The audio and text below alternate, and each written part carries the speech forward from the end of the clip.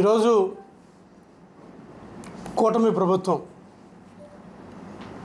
ఏ విధంగా ప్రజాస్వామ్యాన్ని అపహాస్యం చేస్తుందనడానికి చక్కటి ఉదాహరణలు ఈ మున్సిపల్ చైర్పర్సన్ ఎన్నికలు, డిప్యూటీ చైర్పర్సన్ ఎన్నికలు, రాష్ట్ర వ్యాప్తంగా జరుగుతున్న ఎన్నికల తీరు, ఏ విధంగా వైఎస్ఆర్ కాంగ్రెస్ పార్టీ కౌన్సిలర్స్ని ఏ విధంగా భయభ్రాంతులు చేస్తున్నారు,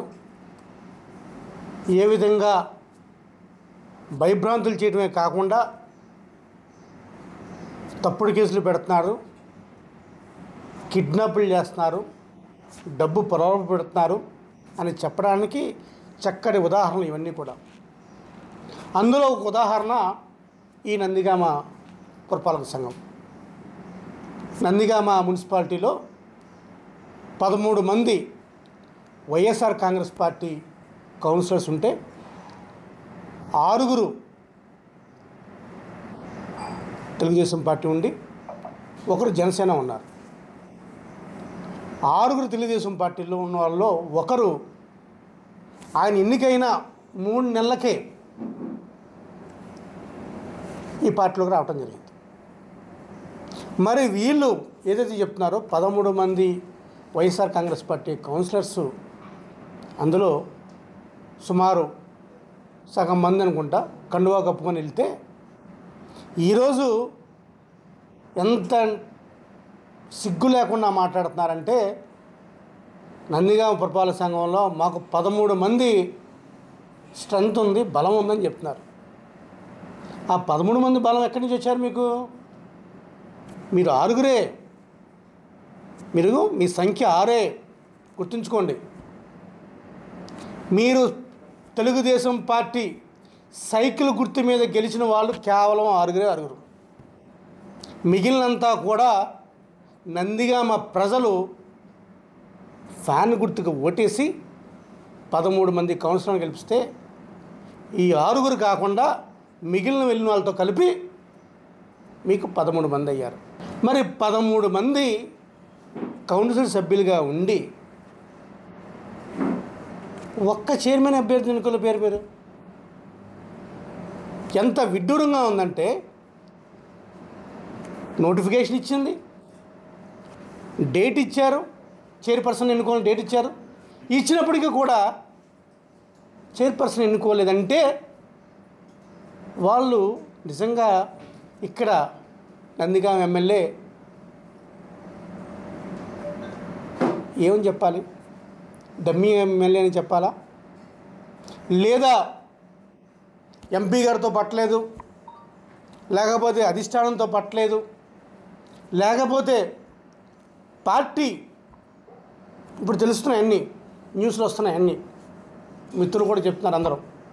పార్టీ అధిష్టానం, తెలుగుదేశం పార్టీ అధిష్టానం ఒకరికి విప్పు జారీ చేసింది.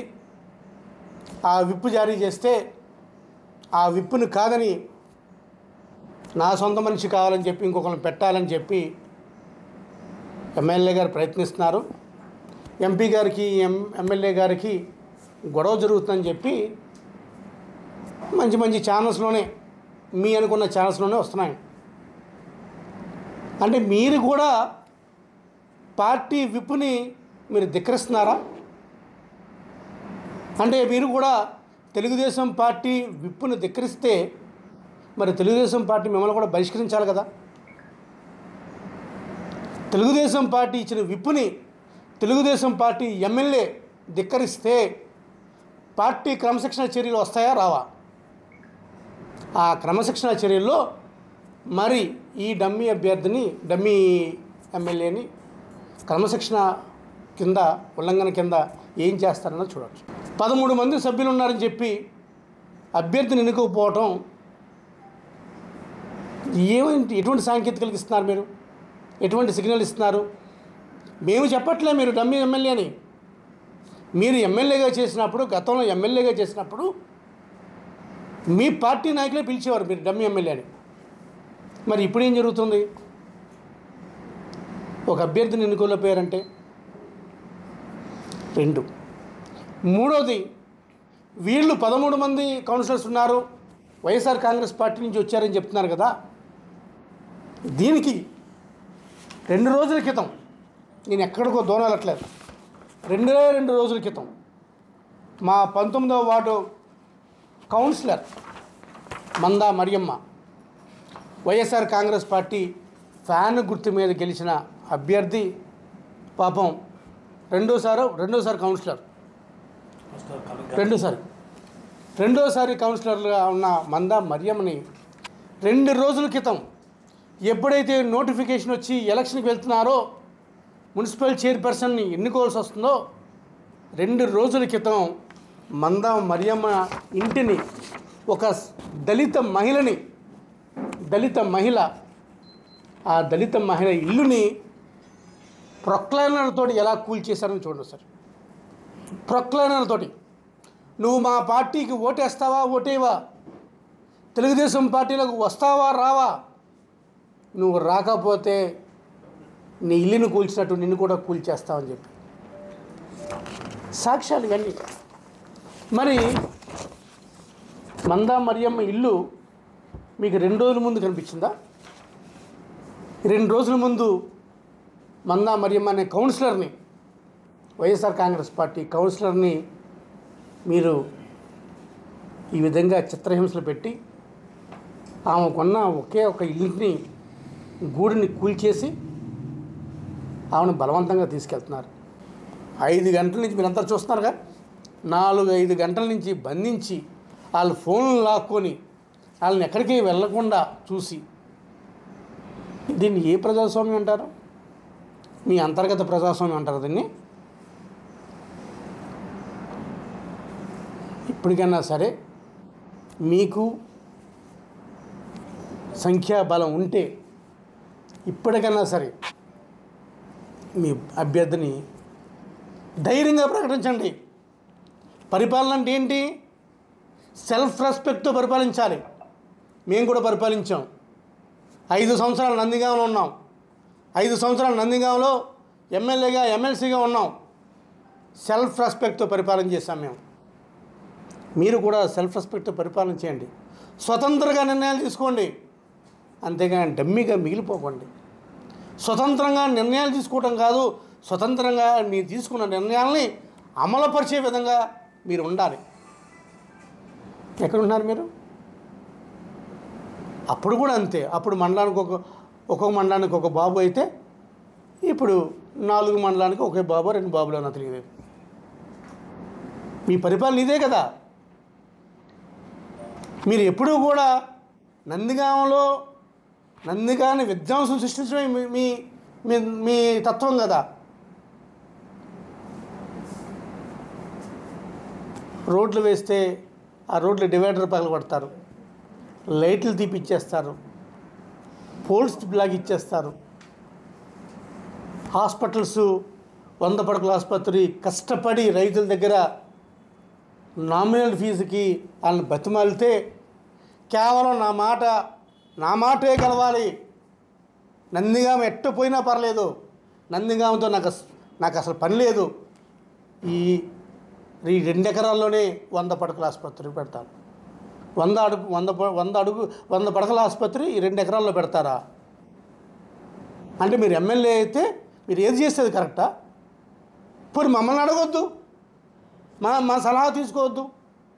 మీ పార్టీ నాయకులను అడగండి, ప్రజలను అడగండి, 100 పడకల ఆసుపత్రి ఎక్కడ పెడితే బాగుంటుందని. నా మాటని గెలవాలి, నేను చెప్పిందే చెయ్యాలి అనుకుంటే అది ప్రజాస్వామ్యం అవ్వదు. అవి మాట్లాడాలంటే బోల్డ్ ఉంటుంది. సూపర్ 6లు, సూపర్ 7లు చాలా మాట్లాడవచ్చు. నందిగామకి 7 నెలల్లో మీరేం చేశారు? మీ విధ్వంసకర పాలన, సోషల్ మీడియా వాళ్ళ మీద కేసులు పెట్టడం, పార్టీ నాయకుల మీద, కార్యకర్తల మీద కేసులు పెట్టడం, 307 కేసులను విచ్చలవిడిగా పెట్టడం.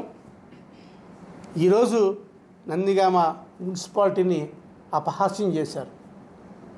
నందిగామ మున్సిపాలిటీని అపహాస్యం చేయడమే కాదు, రాష్ట్ర ప్రజలందరూ కూడా నవ్వుకునే స్థితికి నందిగామ తీసుకొచ్చారు.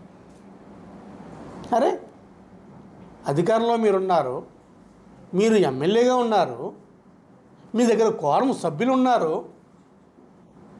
మీ 13 సభ్యుల్లో ఒక అభ్యర్థిని ఎన్నుకోలేని అసమర్థత మీలో ఉందా? నాకైతే తెలియదు, కానీ ప్రజలు ఉందని అనుకుంటున్నారు. ఒకసారి దయచేసి మీరు చెక్ చేసుకోవాలి. ఏదేమైనప్పటికీ కూడా మా పార్టీ కౌన్సిలర్స్ అందరూ ఎవరైతే మీరు ప్రలోభలు పెట్టారో వాళ్ళందరూ కూడా మాతో టచ్లో ఉన్నారు. తప్పకుండా సరైన సమాధానంలో సరైన సమయంలో మీకు ఒక పెద్ద లిస్ట్ ఇవ్వబోతున్నాం అని చెప్తాను. Thank you. లేకపోతే మా వెళ్ళిన కౌన్సిలర్స్ ఎవరైతే ఉన్నారో వెళ్ళాయని చెప్పుకుంటున్నారో వాళ్ళని ఎటువంటి ప్రలోభాలు పెట్టారనేది నందిగాం ప్రజలకు తెలియదా? మీరు ప్రలోభాలు పెట్టడం, భయభ్రాంతులను పెట్టడం, అవసరమైతే వాళ్ళ ఆస్తిని ధ్వంసం చేయడం మరియు కేసులు పెట్టడం. ఇన్ని కేసులు పెట్టారంటే ఈ నందిగామ నియోజకవర్గంలో నాకు తెలుసుండి ఈ కృష్ణా జిల్లాలో ఏ నియోజకవర్గం కూడా కేసులు పెట్టలేదు. వీళ్ళ విధ్వంసం ఎంత ఘోరంగా ఉందంటే వీళ్ళ స్టార్టింగ్ గెలవగానే స్టార్టింగ్ జగనన్న వాక్వే, అందరికీ ఉపయోగపడే వాక్వే, మా హయాంలో కట్టిన వాక్వే. ఎంతో కష్టపడి వాక్వే నిర్మిస్తే దాన్ని పగలగొట్టడం. 100 పడుకుల ఆసుపత్రి గురించి వీళ్ళు ఎన్నో చెప్పారు. అసలు లేని 100 పడుకుల ఆసుపత్రిని డాక్టర్ గారు అరుణ్ గారు శంకుస్థాపన చేస్తున్నారు, ఎలక్షన్ జిమ్మిక్ అని చెప్పారు. మరి ఇదే 100 పడుకుల ఆసుపత్రి ఈరోజు మా హయాంలో శాంక్షన్ అయ్యి మా హయాంలో రిక్రూట్మెంట్ జరిగితే ఈరోజు మేము ఎక్కడ పెట్టాలనుకున్నాము 100 పడుకుల ఆసుపత్రిని అక్కడ పెట్టకుండా ఇది ఇలా శిలాఫలకాలను ధ్వంసం చేసి దాన్ని చేయటం, ఇలా ఏది చూసుకున్నా సరే ధ్వంసం చేయటం, లేకపోతే భయభ్రాంతులు పెట్టడం, కేసులు పెట్టడం. సోషల్ మీడియా దగ్గర నుంచి, రాజకీయ నాయకుల దగ్గర నుంచి, మా దగ్గర నుంచి. సౌమ్య గారు చెప్తూ ఉంటారు, నా హయాంలో నేను ప్రతిపక్ష పార్టీగా మాజీ ఎమ్మెల్యేగా ఉన్నప్పుడు వైఎస్ఆర్ కాంగ్రెస్ పార్టీ వాళ్ళు నా మీద 23 కేసులు పెట్టారని చెప్తున్నారు. మీ అందరికీ పత్రికా మిత్రుల సమక్షంలో చెప్తా, వీడి మీద పెట్టిన 23 కేసులు ఏ కేసులో తెలుసా?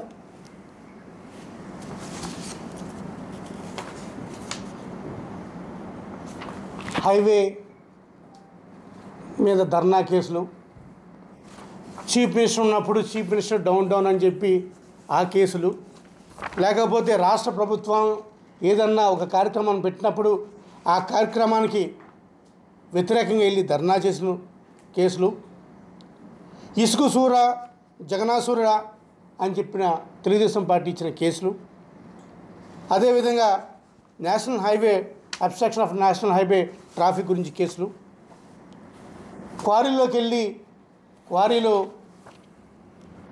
ఆ ప్రైవేటు క్వారీలోకి వెళ్ళి ఆ క్వారీలో అడ్డుకున్న కేసులు, ఇవి పెట్టిన కేసులు. మేము ఏదన్నా చేసుంటే మా మీద పెట్టాలి, కానీ దానికి ఏం పెట్టారు మా మీద? 307 అనేది ఈ నందిగామ నియోజకవర్గంలో గత 5 సంవత్సరాలు ఎప్పుడూ కూడా అటువంటి కేసులు లేవు. మరి ఈ ప్రభుత్వం రాగానే ఒక పరిటాలుగా ఒక కేసర్ కావచ్చు, కేసర్లో అప్పుడు మా సర్పంచ్ మా పార్టీ లీడరు అతని మీద 307 కేసులు పెట్టి 27 మందిని కేసులు పెట్టి 27 మంది కూడా 307 కేసులు పెట్టి 30 రోజులు జైల్లో ఉంచిన తర్వాత బలవంతంగా పార్టీ మార్పించారు. పెండ్యాలు కావచ్చు, ఇలా ఎక్కడ పడితే అక్కడ మీ అధికారం ఉపయోగించి చేస్తున్నారు కదా. మరి మీ అధికారాన్ని ఉపయోగించి చేస్తున్నప్పుడు మరి కనీసం ఒక చైర్మన్ పర్సన్ని ఎన్నుకునే శక్తి మీకు ఎందుకు లేదమ్మా? మీరు డమ్మీగానే మిగిలిపోతారా? లేకపోతే లేదు నా నిర్ణయంతోనే అంటారా? తప్పకుండా ఇటువంటి ప్రజాస్వామ్యాన్ని కూనీ చేసే పనులు ఇప్పటికైనా మీరు అనుకోవాలి. ఈరోజు మేము గత కొన్ని రోజుల క్రితం మేము కోర్టుకు వెళ్ళాం. 20 మంది కౌన్సిలర్స్ ఉండే నందిగామ పురపాలక సంఘంలో 2 పొజిషన్లు ఖాళీ అయినాయి. మా పార్టీ సభ్యులు చైర్పర్సన్ శ్రీమతి మండవ వరలక్ష్మి గారు, మా పార్టీ సభ్యులు వైస్ చైర్పర్సన్ నాగరత్నం గారు ఇద్దరూ మరణిస్తే 7వ వార్డు 11వ వార్డు చైర్పర్సను వైస్ చైర్పర్సను ఇద్దరూ మరణిస్తే ఆ మరణించిన స్థానాలకి ముందు ఎన్నికలు జరపండి అని మేము కోర్టుకు వెళ్ళాం. మేము ప్రజాస్వామ్యంగా వెళ్ళాం, ప్రజాస్వామ్యబద్ధంగా వెళ్ళాం. ఏదన్నా ఎగ్జిస్టింగ్ వేకెంట్ ప్లేసులలో ఎన్నికలు జరపండి అని చెప్తారు.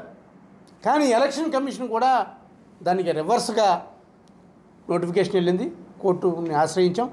ఆ కోర్టు కూడా తీర్పు రిజర్వ్ చేసింది, తప్పకుండా వస్తుంది. మరిన్ని వీడియోస్ కోసం ఛానల్ ని సబ్స్క్రైబ్ చేయండి. లేటెస్ట్ అప్డేట్స్ కోసం వాట్సాప్ ఛానల్ ని ఫాలో అవ్వండి. ఆ లింక్ డిస్క్రిప్షన్ లో ఉంది.